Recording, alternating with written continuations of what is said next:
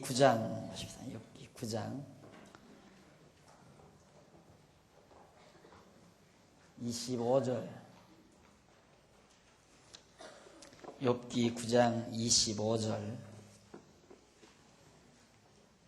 나의 날이 체부보다 빠르니 달려감으로 복을 볼 수 없구나. 그 지나가는 것이 빠른 배 같고 움킬 것에 날아내리는 독수리와도 같구나. 가령 내가 말하기를 내 원통함을 잊고 얼굴빛을 고쳐 즐거운 모양을 하자 할지라도 오히려 내 모든 고통을 두려워하오니 주께서 나를 무죄히 여기지 않으실 줄을 아나이다. 우선 29절까지 봉독을 했습니다.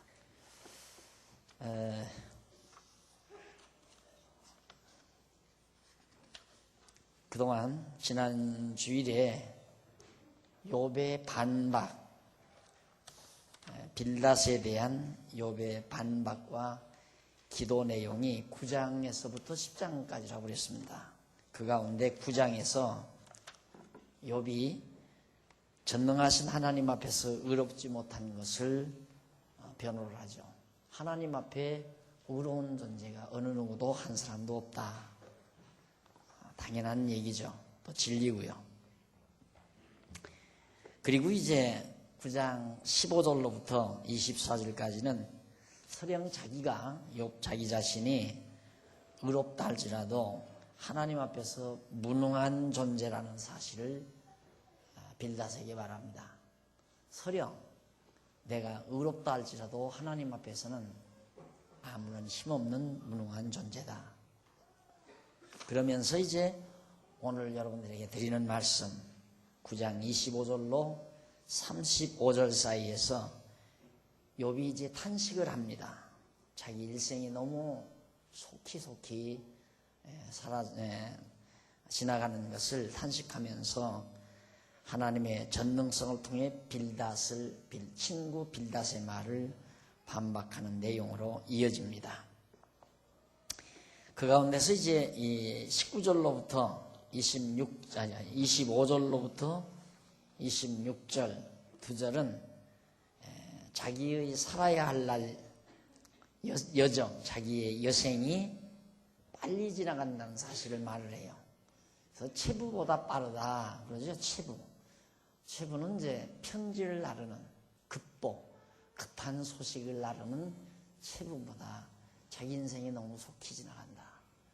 그 당시에 가장 지상에서 빠른 것은 급한 편지를 가지고 달려가는 체부, 다름질에서 달려가는 체부를 빠른 것의 상징으로 봅니다. 그리고 바다에서 물속에서는 공중에서는 물에서는 이제 배, 빨리 지나가는 배, 그리고 공중에서는 독수리. 그러니까 육지에서 체부보다 빠르고 바다라면 배보다 빠르고 그리고 공중이라면 독수리보다 빨리 내 인생 여정이 지나간다.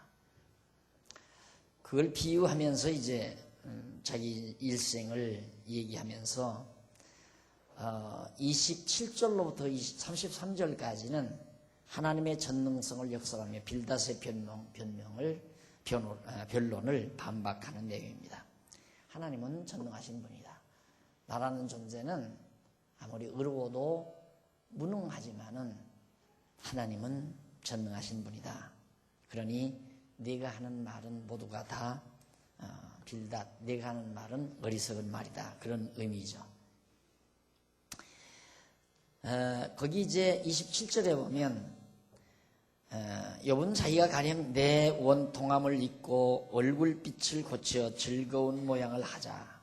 내가 정말 원통하죠. 죄 없이 자기는 큰 빌닷이 생각하는 대로 그런 험한 죄를 졌기 때문에 죄값에 의해서 망한 것은 아닌데 자기의 친구들은 지금 다가와서 너 무서운 죄를 하나님 앞에 범했기 때문에 네가 그처럼 망하고 저주를 받은 것이다. 얼마나 억울하겠어요. 원통하고. 그래서 그 억울하고 원통하지만 태어난 척 하자 하고 아무리 얼굴 모습을 바르게 하려고 해도 자기가 그렇게 되지 않는다 이거죠. 그러면서 오히려 자기는 모든 고통을 두려워한다고 그렇게 말을 합니다. 이는 주께서 자기를 무죄히 여기지 않으실 줄을 알기 때문이라고 그렇게 말한 겁니다. 하나님, 주님께서는 따지고 보면 자기를 욥을 죄가 없다. 하나님이 죄를 일일이 찾으면 죄 없는 사람이 어디 있어요? 다 있죠. 우리 속담에 그런 말이 있죠. 털어서 먼지 안 나는 사람이 없다 하듯이 다 뒤적여 찾으면 어느 누구도 다 죄가 있다는 얘기입니다. 그러니까 욥이 사실은 친구들이 말과 같이 하나님은 죗값에 의해서 자기를 멸한 건 아니지만 하나님이 만약에 내게서 죄를 찾는다면 나 죄가 있다 이거죠. 허물을 찾으면 나는 죄인일 수밖에 없다. 그러면서 다시 말하면 욥이 설령 스스로의 의지적 결정에 따른 태도를 취하려고 합니다. 해도 아무런 효능을 얻지 못하는 것, 그것은 하나님이 전능하신 주권적 섭리에 따라야 한다는 것을 알고 있기 때문이라는 거죠. 자기의 의지로 좀 내가 안 괴로운 척, 아무리 억울해도 억울하지 않은 척, 그렇게 자기가 자기를 이렇게 조종하려고 해도 내 마음대로 그것이 안 된다. 이 모든 일들은 다 하나님의 정하신 뜻에 따라서 그의 주권적인 능력에 의해서 괴로워할 자는 괴로워하게 하고 평안케 할 자는 평안케 한다.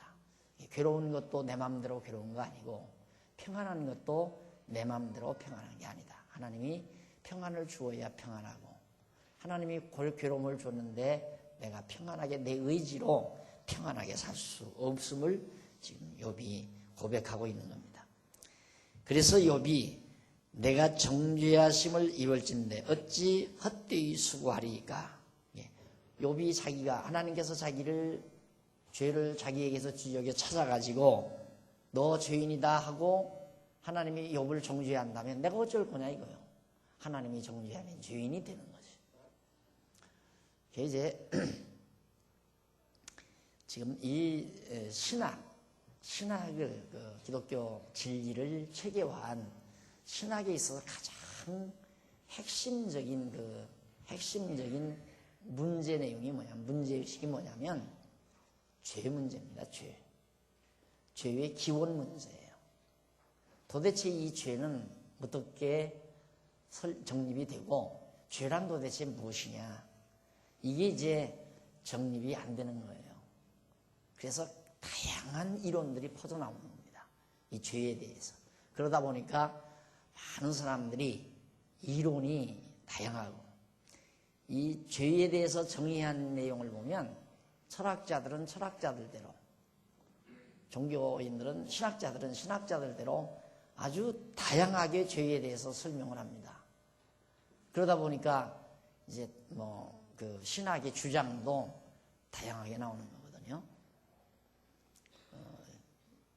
이번에 이제 출판된 율법과 죄 그리고 은혜라는 그 대목에서 핵심이 죄라고 하는 것을 율법과 은혜라는 사이에 두고 설명을 합니다.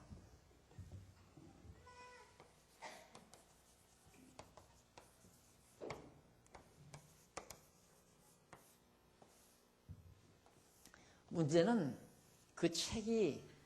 이 책에서 말하려고 하는 건 죄에 대한 정의를 내리려고 하는 거예요. 따지고 보면.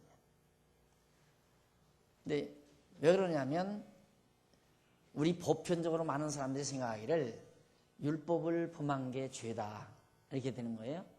그럼 그 죄를 용서받는 것이 은혜다. 단순하게 그렇게 생각을 합니다. 그러니까 율법을 범한 것이 죄다. 그 죄를 용서받는 것이 은혜다. 이렇게 단순하게 이해하다 보니까 신학이 체계화되지 못하고 올바로 정립이 안 되는 거예요. 제가 지난번 호주 가서 그게 목사님하고의 대화도 어디 가나 똑같습니다. 결국 진지한 조금 깊이 있는 얘기를 하다 보면 죄, 이거에 따라서 나오는 것이 자유의지예요. 자유의지. 인간의 자유의지 문제. 그러니까 죄를 내가 안 지려고 하면 안 질 수 있다 이거예요. 내가 노력하면 죄를 안 질 수 있다. 내가 노력을 안 하니까 죄를 진다.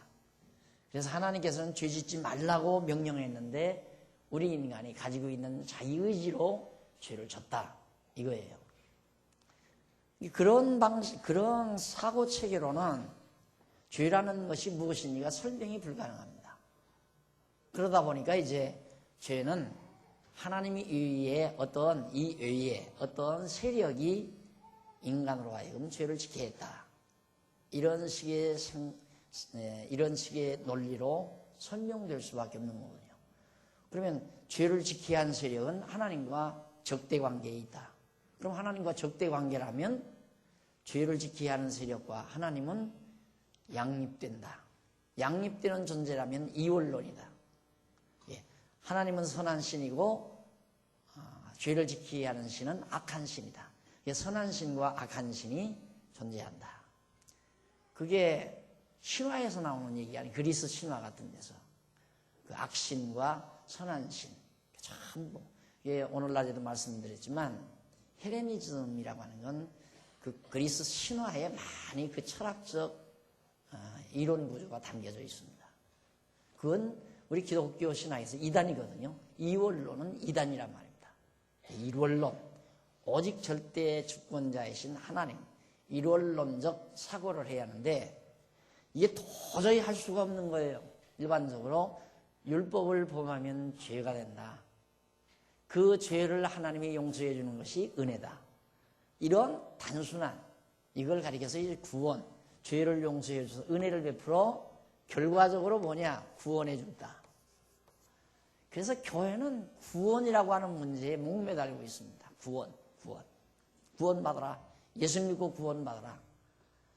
그래서 이렇게 아주 지엽적인 측면에서 기독교 진리를 체계화하다 보니까 너무 그 진리 체계가 정말 단조롭고 그리고 너무 빈약하고 더 큰 내용을 풀어나갈 수가 없고 그 이상의 큰 웅대한 내용들을 다 소외시켜버리는 큰 우를 범하고 있는 거예요. 신학자들이 그걸 다 압니다. 참 그걸 알아요. 공부한 사람은. 그럼 그걸 확 질문을 하면 입 딱 다물어 버리고 말아요.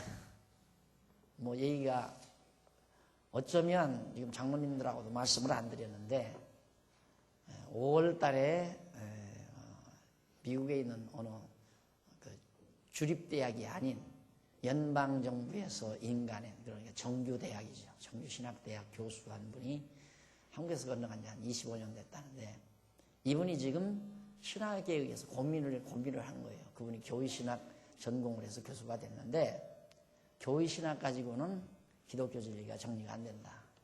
그래서 성경을 가장 지금 소중하게 여기고 성경 중심의 새로운 신학을 우리는 발견해내야 된다. 거기에 자기의 삶을 불태우는 교수가 하나 있다고 그러더라고요. 5월 달에 방학을 하고 들어온다고 그래서 그분을 한번 좀 우리 성도님이 만나볼 수 있는 기회가 있으면 어떤가 지금 그런 생각을 하고 있습니다. 마침 수요일 저녁에 시간이 있다는 것 같아요.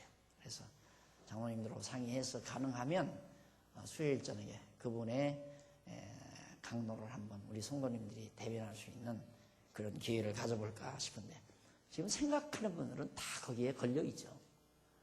교회신학 체계가 이거예요. 율법을 범하면 죄인이다. 죄인을 용서해 주는 거예요. 하나님의 은혜다. 그러겠어 우리는 구원을 얻어야 된다. 그런데 아무도 구원을 얻었는지 죄 용서함을 받았는지 그것조차도 모릅니다. 그래서 이 기독교 신앙에 잘못 접하게 되면요 갈증이 생겨요.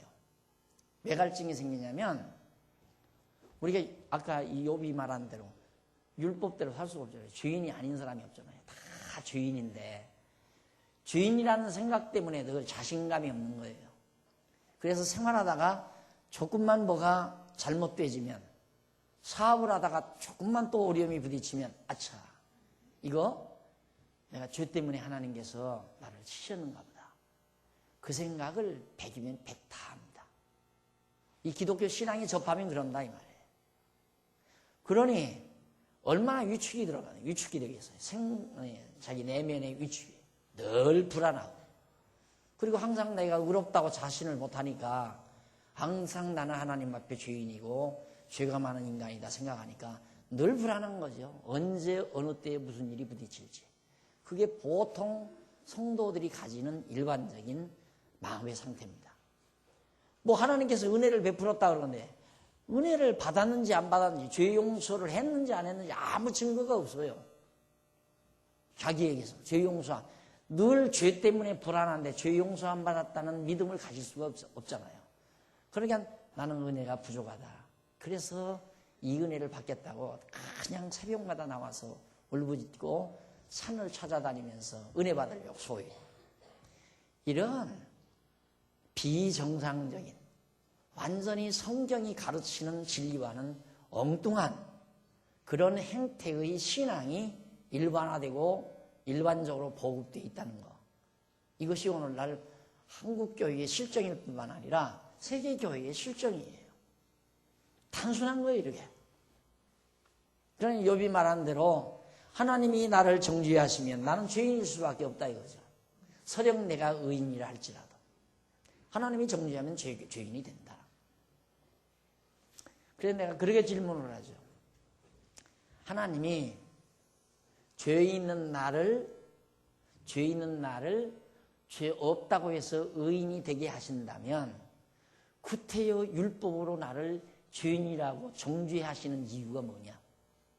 안 그래요? 율법에 의해서 율법의 범죄로 죄인이 되게 해. 그럼 율법이라고 하는 걸 하나님이 안 줬으면 죄인이 안 될 거 아니에요. 죄인이 안 됐으면 용서해 줄 필요도 없는 거고. 그러면 하나님은 율법을 주어서 죄인 되게 만들고 죄인을 또 용서해서, 은혜로 용서해서 구원해 주는 이유는 뭐냐? 그런 얘기를 더 이상 진전시킬 수가 없는 거예요. 네. 그래서 이제 이 책을 제가 안 쓸 수밖에 없는, 안 쓸 수밖에 없는 게 아니라 쓸 수밖에 없는. 그래서 이번에 이제 이 책 오늘 보내드렸습니다만, 호주로 그 호주 목사님하고 장로님하고 몇몇 집사님들하고 약속하고 와가지고 보내드리기로 해서 지금 보냈습니다만은, 참 지금도 지금 빌닷과 욥이 투쟁하는 것도 죄 문제 가지고 투쟁하는 거 아니에요. 빌닷은 너희 죄값 때문에 너 망한 거다. 그러니까 욥은 나는 죄값으로 망한 건 아니다. 내가 망한 것만은 사실인데, 병들고 망한 것만은 사실인데, 하나님이 그런다고 하면 이 세상 안 망할 사람이 어디 있느냐 이거예요. 다 망하지. 다 죄인인데. 그러니까 네가 말하는 것처럼 하나님은 그렇게 어떤 조건에 의해서 그렇게 섭리하시는 하나님이 아니라 당신이 하고 싶은 대로 하시는 분이다. 이런 의도로 해서 지금 욥이 빌닷에게 변박을 해가는 겁니다. 그러면서 내가 정죄하심을 입을진데 어찌 헛되이 수고하리까? 라고 하면서 이는 자기를 하나님께서 정죄하여 고난을 받도록 하시는데 자기가 왜 고난에서 벗어나려고 헛된 수고를 하겠느냐, 이런 말이에요. 근데 번역은 좀 애매하죠. 히브리 우리말 성경은 내가 정죄하심을 입을진데 어찌 헛되이 수고하리까, 헛되이 수고하리까. 무슨 얘기인지 얼른 안 들어오지만 그 말은 무슨 뜻이냐면 하나님께서 정죄하여 고난을 받도록, 나를 죄인으로 정죄를 해서 고난받도록 하신다면 내가 구태여 여기서 벗어나려고 노력한다는 것이 효과가 있겠느냐? 아무 필요 없는 거다 이거예요. 죄가 없이 고난을 받게 해도 내 노력으로 그 고난에서 벗어날 수가 없는 거고, 하나님이 정죄를 해서 죄 없는 나에게 죄 있다고 정죄해서 고난을 주어도 내가 아무리 고난에서 벗어나려고 노력해도 벗어날 수가 없는 거다. 이 말은 빌닷에게 하나님은 전능자라고 하는, 주권자요 전능자라고 하는 사실을 역설하기 위해서 지금 욥이 하는 말입니다. 다시 말하면 욥이 하나님의 전능하신 섭리에 순응할 뿐이므로 자기가 헛된 노력은 하지 않겠다는 뜻이에요. 그저 나는 하나님이 하시는 일에 순응할 뿐이지 내가 하나님이 하시는 일을 거스릴 수는 없는 존재다.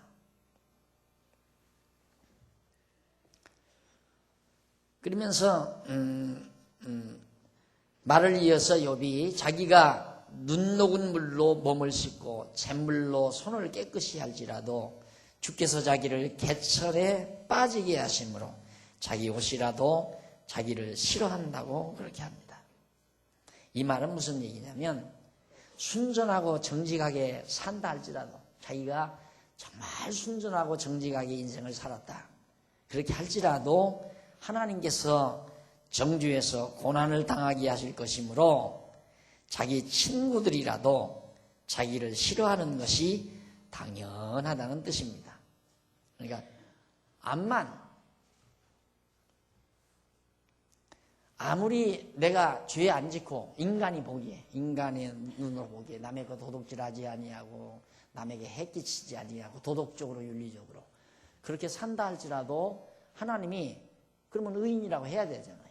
근데 그걸로 의인이라고 안 한다 이 말이에요. 그래서 제가 한참 이 율법 뭐 이런 문제로 이제 교리 투쟁을 할 때 제 대학원에서 내 논문을 심사해 주신 노 교수를 찾아가서 이제 율법에 대해서 얘기를 하는데 노 교수가 자꾸만 율법은 다 이루어졌지만은 예수님께서 다 이루어졌지만은 율법을 지킴으로 구원 얻는 건 아니나 우리가 구원 얻은 자는 그래도 율법을 지켜야 된다고 그렇게 얘기를 하더라고요. 이게 참 답답한 거예요, 나는. 뭐 교수가 그렇게 얘기를 하니까 어떻게 해볼 수가 없잖아요. 그래서 생각 끝에 교수님 그러면 우리가 하나님의 은혜로 구원을 얻었는데 그러면 내가 저 율법대로 성경의 율법대로 내가 살았으면 그것이 하나님 앞에 의가 됩니까? 의가 되느냐 이 말이에요. 의가 됩니까? 라고 물으니까 입을 딱 다물더라고요. 그래서 머리를 딱 숙여요. 한동안 있다가 머리를 딱 들더니만 갑자기 병력같이 박목사 그러면서 막 야단을 쳐요. 누구 시험하러 왔느냐 이거예요. 대답할 말이 없어요. 거기에서 이제 그러는 게 아니라 그렇게 물으니까 그러면 율법을 지키면 의가 됩니까? 라고 하는 게 한참 있다가 의가 되는 건 아니지 그래요. 그래서 내가 바로 이어서 그러면 반대로 우리가 율법을 지키지 않아도 죄가 되는 건 아니겠네요. 그래서요. 죄가 되는 건 아니겠네요. 그러니까 막 야단을 막 얼마나 병력같이 소리를 지르면서 야단을 치. 누구 시험하러 왔느냐. 그러니까 결국은 논리가 이론이 맥히니까 누구 지금 시험하려고 실력 테스트 하려고 왔느냐 이거예요. 아닌 건 자기가 학자라면 그래야지. 박 목사 난 미처 거기까지는 생각 못했는데 솔직하게 인정해. 박 목사 참 예리합니다. 제가 그런 교수를 한번 만났었어요.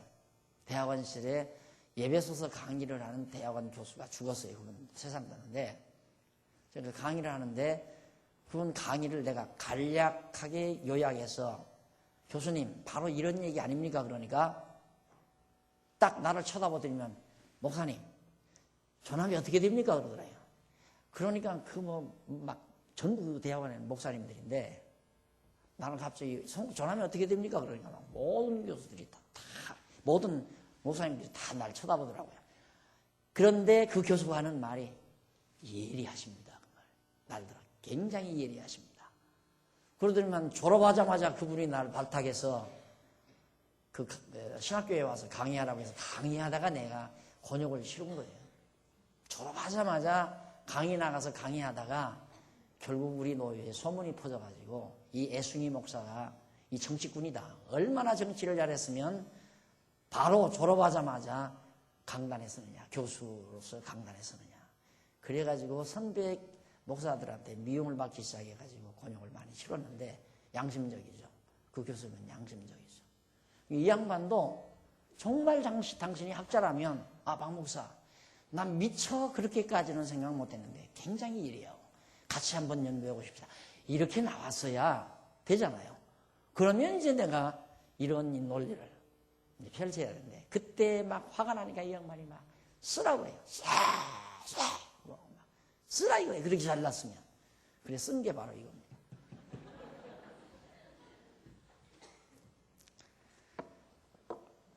예, 교단에 우리 목사님 한 분, 저거 딱 읽고는 그 다음은 신학 토론을 저하고 안 해요.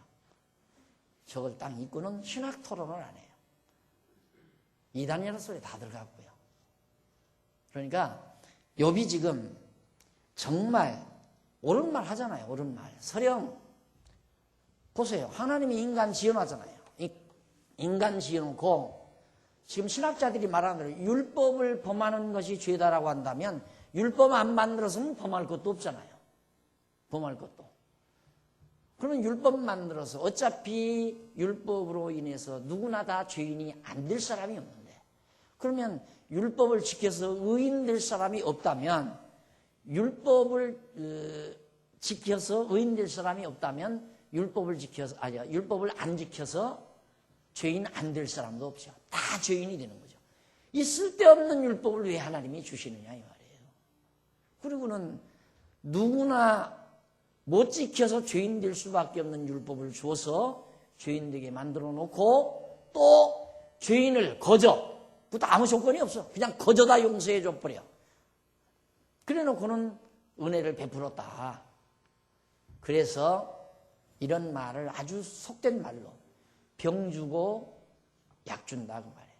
그래서 명동에서 제가 강의를 할 때 학생들이, 젊은 대학생들이 와가지고, 그러면 하나님은 병 주고 약 줍니까? 그러더라고요. 그래, 하나님은 병 주고 약 준다. 그래. 그게 이해가 안 가죠. 왜 하나님이 병 주고 약 주는가? 그 해답이 담겨져 있어요. 왜 하나님은 병 주고 약을 주시는가? 욥은 하나님을 정확하게 한 거예요. 내가 죄 없다 할지라도 하나님이 정죄하면 죄인이 된다 이거예요. 죄 있다 할지라도 용서하면 의인이 되고, 죄 없다 할지라도 정죄하면 죄인이 되고. 그러니까 율법이란 정죄 기능이에요. 죄를 정하는 기능을 가지고 있어요. 인간에게 정죄하면 죄인이 되고, 인간을 사죄하면, 죄를 용서하면 의인이 되고. 누가? 하나님. 예, 하나님께서.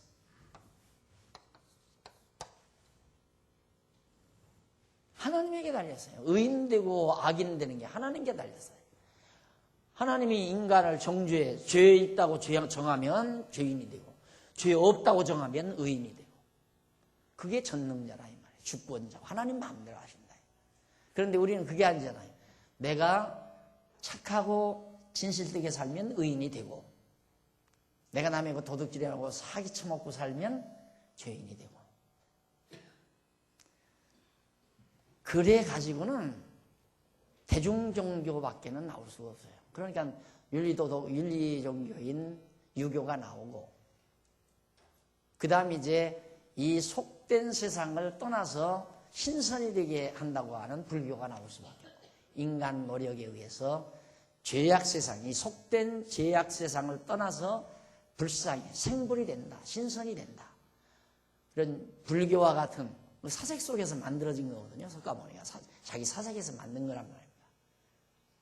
공자는 일반 대중 속에서 많이 퍼져 있는, 대중 속에 자연히 나서 자라면서 인간에게 이성이 있기 때문에 내가 이런 나쁜 짓을 해도 되나, 그 양심이 있는 거란 말입니다. 일반적인 인간 양심. 그런 데서 이제 도덕의식이라는 게 자연히 나타나는 거예요.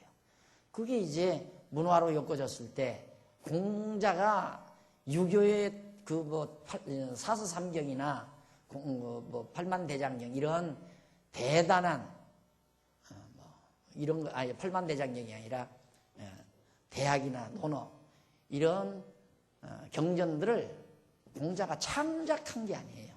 창작한 게 아니고 그 시대의 대중 속에 그냥 깔려져 있는 그런 사상과 생각들을 깔끔하게 정리한 거죠. 그러니까 모든 사람들에게 어필이 되는 거예요. 맞아. 아, 맞다. 나도 이렇게 생각한다. 그래서 이제 유교라고 하는 것이 존립하게 되는데, 기독교는 전혀 달라요. 여러분, 이 말하면 여러분들은 지금 반발을 안 하지만 뭐 그런 신이 어디 있느냐 이거예요. 그런 신이. 어떻게 인간을 정주에서 죄인 만들어 놓고 사주에서 의인 만들고 자기 마음대로 그러냐 이거예요. 그럼 우리는 노어떠냐? 그리고 안 받아들인다 이 말이야. 아무도. 그래서 지금 욥과 빌닷이 논쟁이 벌어진 거예요. 빌닷은 내가 죄 지면 죄인이 되는 거다. 넌 죄 졌으니까 죄값 해야 너 망한 거다. 하나님은 아무 책임이 없는 거다. 그런데 욥은 전적으로 하나님의 책임이다. 다. 내가 망하는 것도 하나님 책임, 하나님의 주권, 내가 죄인 되는 것도 의인 되는 것도 다 하나님의 주권에 달려있다. 지금 그런 논조라 이 말입니다. 지금 욥의 변론이. 그래서 거기 나오잖아요. 자기가 눈 녹은 물로 몸을 씻고 잿물로 손을 깨끗이 할지라도 주께서 자기를 개천에 빠지게 하십니다. 하나님께서 죄 없는 나를, 죄 없는 욥을 깨끗하게 단정하게 옷도 빨아입고 잿물로 씻고 눈 녹은 물로 깨끗이 다 씻었는데 하나님께서 진구렁청에다가 밀어 쳐넣어가지고 다 옷도 버리게 만들고 몸도 더럽히게 만들고 하나님이 그렇게 하면 그렇게 된다 이 말이에요. 처음에 장안동에서 개척을 해서 얼마 안 됐는데 젊은 사람들이 하나하나 소문 듣고 이제 몰려오더라고요. 한 놈이 똑똑하다는 놈이 또 오더니만 그때는 통행금지가 있어요. 근데 통행금지 시간 안 가는 거예요. 날 붙들어 놓고. 당신 말 듣고 목사님 말 듣고 난 괴로워서 못 살겠다고. 그래서 하는 얘기가 이 말이에요. 그럼 하나님이 병 주고 약 줍니까? 이게 이해가 안 가는 거죠. 그래서 그렇다. 만약에 아담이 선악을 알게 하는 과일을 안 따먹었으면, 하와가 안 따먹었으면 하나님이 설령 하나님의 손으로 선악을 알게 하는 과일을 따다가 하와의 입에다 먹이고 아담의 입에다 먹여서 너 불순종했다고 죄인 만들어도 할 말이 없다 내가 그랬어요. 그러니까 호호 그래 호호. 제가 그 말을 하는 이유는 욥의 말과 똑같은 거거든요. 잿물로 씻고 눈 녹은 물로 깨끗이 씻었는데 하나님이 날 진구렁창에 밀어 넣어버려서 다 버리게 만들고 더럽게 만들어 놓고 죄인이다. 더럽다. 그래서 할 말이 없다 이 말이에요. 똑같은 말 아니에요? 여러분 이런 하나님을 믿어야 힘이 나죠. 그렇잖아요. 이런 하나님을 다 깨달아 알고 나면 아무 스트레스가 없잖아요. 그 종교적인 스트레스, 죄에 대한 스트레스라든가 구원에 대한 스트레스라든가 이런 것들이 다 사라져 버리잖아요. 이게 기독교예요. 올바른 기독교.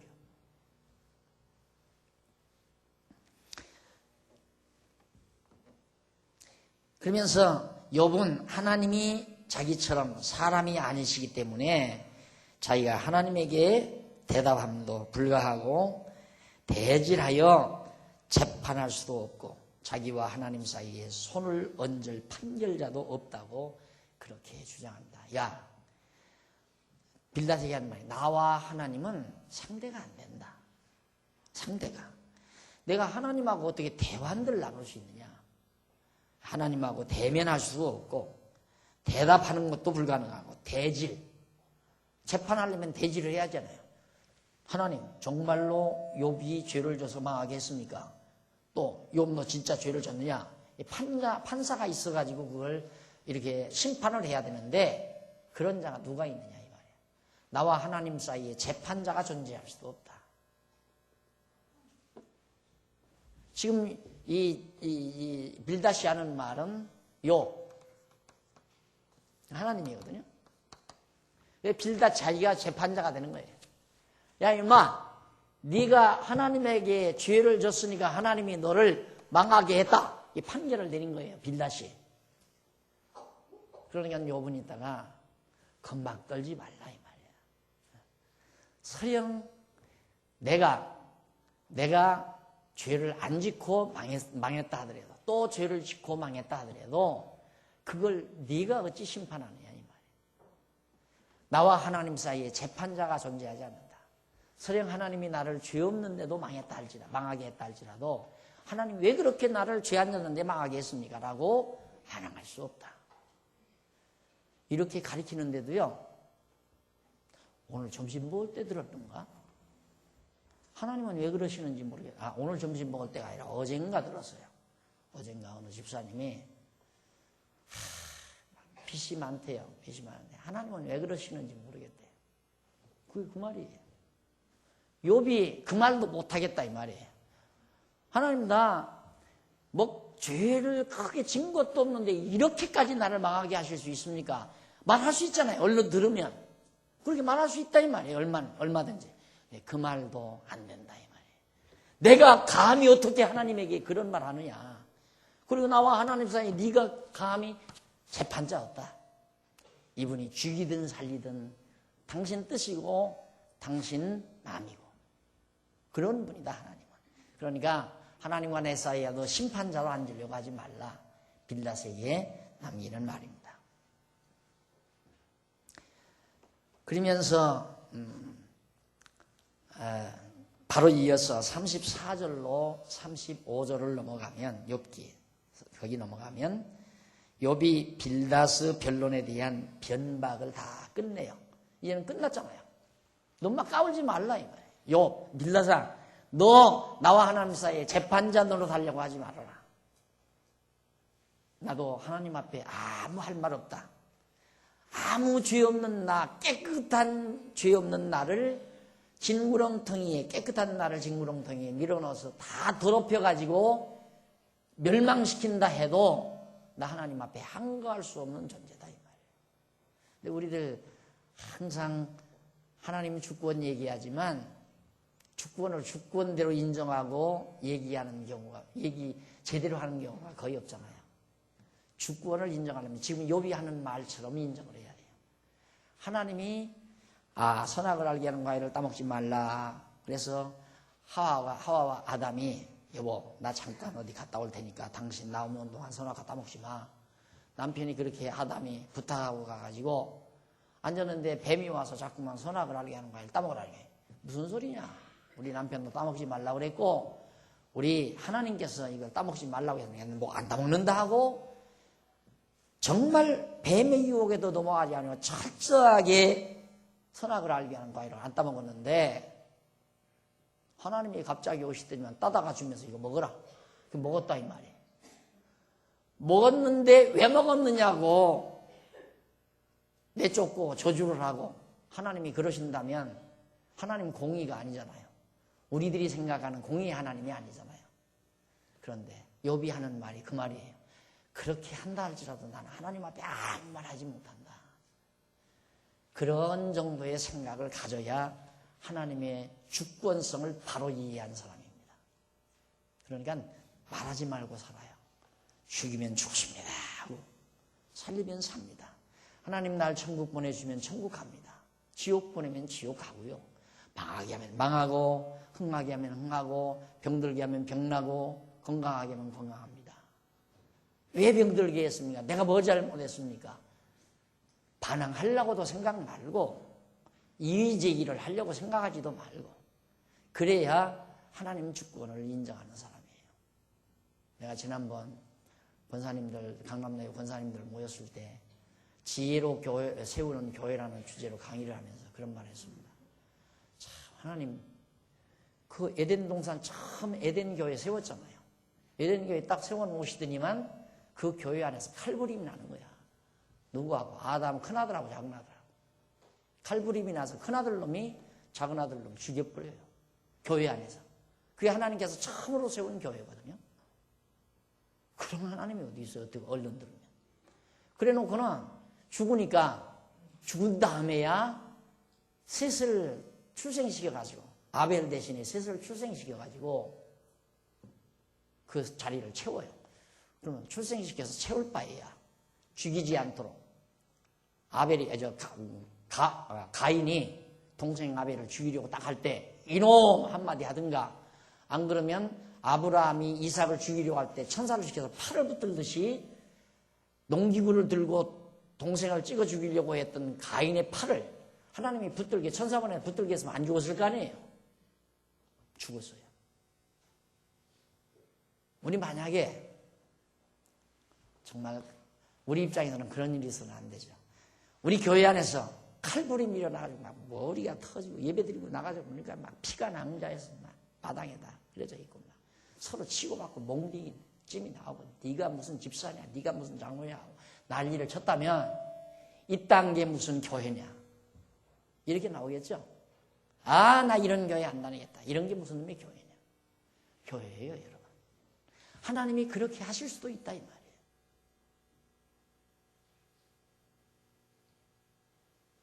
아브라함 때는 안 그랬어요. 아브라함 민족교회. 노아 때도 마찬가지. 노아 때는 생각이 8식구 노아 할아버지 애들 살려놓고 몽땅 다 죽여버리잖아요. 온 세상 다 인류 다 멸망시켜버리잖아요. 아브라함 때도 야곱과 에서가 서로 에서가 야곱 죽이려고 하니까 도망가잖아요. 야곱 사기당하고 나중에는 야곱이 돌아와서 에서가 쫓겨나고 별하별 비극들이 많이 일어나요. 이것이 지상에 있는 교회 모습입니다.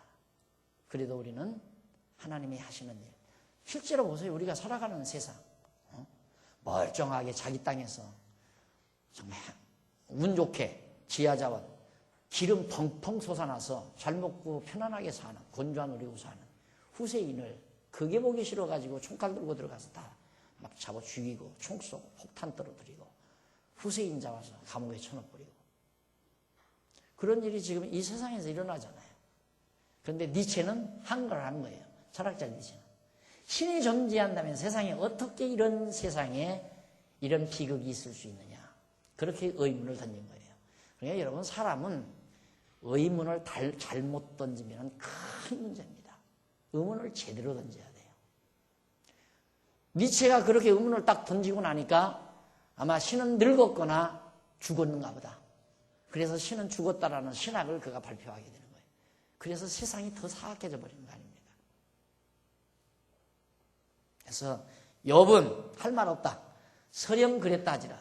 2차 대전 아니라 1차 대전 아니라 2차 대전을 일어나게 만드신 역사 섭리를 하신 하나님, 그 하나님에게 우리 인간은 아무 할 말이 없다 이 말이에요. 그래도 할 말이 없다. 그것이 주권자이신 하나님을 인정하는 올바른 자태다. 그래서 욥이 빌닷에게 자기를 변호했는데 그는 주께서 그 막대기를 자기에게서 떠나게 하시고 그 위험으로 자기를 두렵게 하지 아니하시기를 간절히 원합니다. 예, 자기가 원하는 바 하나님, 기도하는 마음이죠. 하나님께서 자기를 때리신 그 막대기를 자기에게서 옮겨줬으며 그 소원이 있어요. 그리고 그 위험으로 자기를 좀 두렵게 하지 말았으면 좋겠다. 너무 무서운 거예요, 하나님. 너무너무. 네, 막 재산 다 망하고 자식들 다 죽고 자기 몸 병들고 아내 자기 저버리고 도망가 버리고 완전히 패가 망신된 거 아니에요. 이게 두려운 거예요, 하나님. 그러니까 제발 좀 하나님 그 막대기를 거두어서 자기를 때리는 그 막대기를 좀 거두어서 자기에게서 하나님 두려움이 좀 떠났으면 그 소원을 그가 남겨놓습니다. 그리고 하나님께서 고난을 그치게 해주시면 자기가 두려움 없이 자기가 말하겠다. 나는 본래 그런 자가 아니니이다 라고. 그러니까 지금은 너무 무서워서 못하겠지만 하나님이 나를 두렵지 않게 해준다면 하나님 나는 빌닷이 말한 대로 그런 자가 아닙니다 라고. 빌닷이 너 죄졌기 때문에 망했다 하는 그런 죄인은 아닙니다 라고 내가 말할 수 있겠다. 그러나 지금은 너무 두려워서 무서워서 말 못하겠다. 자, 이렇게 해서 결국 35절까지 해서 탄식하면서 하나님의 전능성을 통해 자기 친구 빌닷을 반박하는 내용을 마무리합니다. 그리고 이제 10장 넘어가요. 10장 넘어가서 1절로 7절에 보면 욥이 하나님께 정죄치마시라며 죄를 찾는 까닭은 이건 지금 욥 자기 자신에게서 죄를 찾는다는 말도 될 수도 있지만은 하나님은 지금 그 말이에요. 정죄치 마시라. 여기 나오죠. 정죄치 마시라. 하나님이 정죄하지 아니하면 죄인이 아닐 거 아니에요.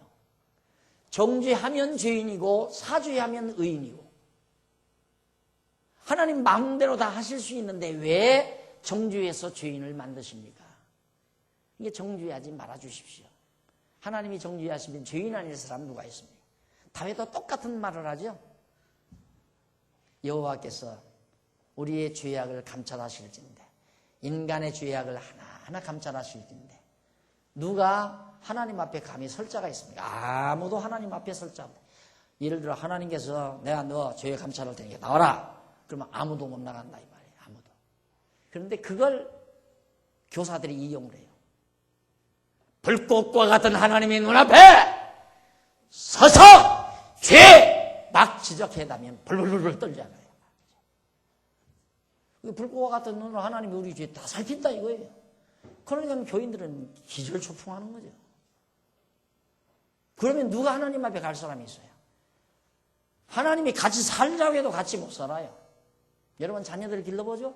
자녀들 딱 길렀나 아버지 출근하는 사이에 그만 호기심에 아버지 서랍 들이다가 값비싼 금총 만년필을 갖다가 다 망가뜨려 놨다. 엄마가 큰일 났다. 이거 얼마짜리 줄 아냐? 아빠 오시면 큰일 났다. 이놈이 그 다음부터 벌벌벌 떨잖아요. 아빠 오시는 시간이 점점 다가올 때마다 피가 말라들어가요. 이거 어떻게 합니까? 아버지 없는 대로 도망가 버리고 말아요. 저 들가에 가서 오들오들 떨고 차라리 그게 편하다 이 말이에요. 그럼 하나님이 정말 우리의 죄악을 감찰한다면 나 같으면 천국 안 가요. 난 천국 안 가요. 그 두려워서 어떻게 가요? 그런데 그걸로 많은 지도자들이 교사들이 성도들을 협박하고 공간하고 하나님이 정죄하고 사죄하고 하는 이유가 있어요. 그런 이유가. 그걸 밝힌 게 바로 이거란 말입니다. 왜 하나님은 정죄하고 사죄해 주시는가? 그걸 알고 나면 세상 하나님은 인자하신 분이죠.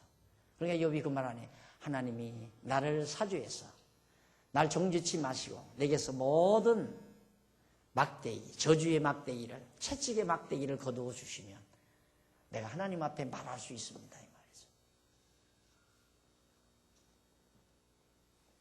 아버지가 보셔서 얘야 괜찮다. 아빠가 또 하나 사면 되지. 이런 인자한 말씀 한마디면 아이의 얼어붙은 마음은 다 녹아내립니다. 그리고 아버지 품에 안기고 아버지 등에 매달리고 아버지가 마냥 좋은 아버지로 보입니다. 말 한마디에 우리가 바로 그런 거예요. 우리가 섬기는 하나님이 그런 하나님이란 말입니다. 그런데 그런 하나님을 성도들에게 소개를 해야 성도들이 편안하고 하나님을 좋아하고 하나님이 오라니까 억지로 안 가면 저주할까 봐서 가는 게 아니라 하나님이 너무 좋아서 하나님 앞에 하나님과 더불어 하나님 경외하고 사는 거죠. 억지로 경외 안 하면 지옥 보낸다니까 경외하는 게 아니에요. 알고 보면 너무너무 하나님이 인자하시고 자비로우신 하나님이기 때문에. 그러니까 기도할 때 우리 그렇게 하죠.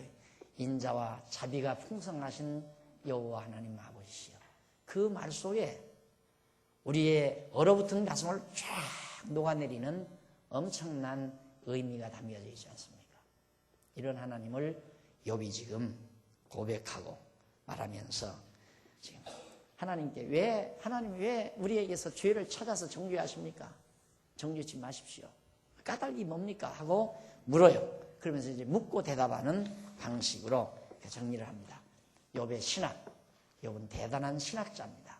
지금 하나님에 대해서 하나님의 주권성에 대해서 논리를 전개하는 거거든요. 다음 시간 10장 1절부터 강의하도록 하고 오늘 강의 여기서 마무리합니다. 기도하십시다. 자비로우신 하나님 아버지, 은혜와 사랑을 진심으로 감사합니다. 감히 하나님 앞에 우리가 어떻게 항거하며 반항하며 이의를 제기할 수 있습니까? 할 수 없는 존재임을 우리 모두 인정하게 하시고 범사에 하나님이 인정하고 그 모든 섭리를 통하여 인자하신 하나님을 발견할 수 있도록 지혜를 주시옵소서. 그래서 하나님 없이는 도저히 살 수 없는 존재임을 스스로 깨닫게 하소서. 여호와 하나님 경외하고 사는 것이 인간의 가장 아름다운 행복임을 깊이 깨닫는 은총을 베풀어 주시옵소서. 예수님 이름으로 기도드립니다. 아멘.